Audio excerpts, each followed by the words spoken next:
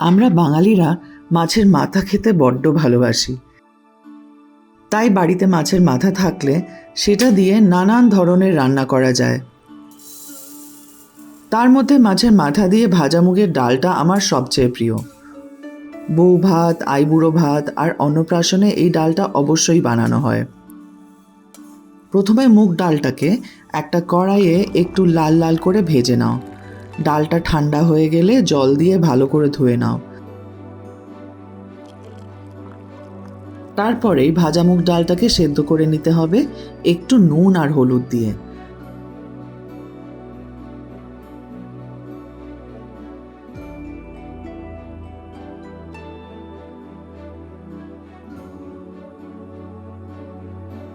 ডাল সেদ্ধ হয়ে গেলে একটা কড়াইয়ে সর্ষের তেল গরম করে সেটাতে মাছের মাথাটা মুচমুচে করে ভেজে নাও।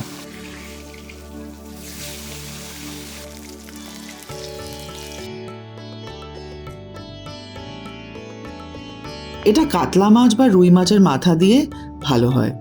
এবার সেই তেলটাতে তেজপাতা আর গোটা গরম মশলা দাও।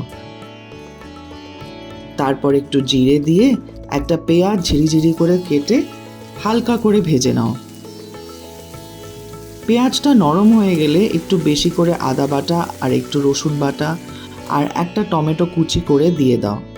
কাঁচা গন্ধটা চলে গেলে হলুদ, জিরে গুঁড়ো, ধনে গুঁড়ো, একটু লঙ্কার গুঁড়ো আর একটু নুন দিয়ে মশলাটাকে কষিয়ে নাও।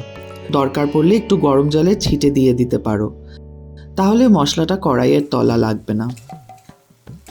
টমেটো সেদ্ধ হয়ে গেলে আর মশলাগুলো ভালো করে কষানোর পর সেদ্ধ করা ডালটা দিয়ে দাও। এর মধ্যে মাছের মাথাটা ভেঙে দাও। একটু জল দিয়ে মাছের মাথাটাকে ভালো করে ঢেকে সেদ্ধ করে নাও। তারপর একটু চিনি, কয়েকটা কাঁচা লঙ্কা চেরা আর ঘি দিয়ে নাবিয়ে নাও।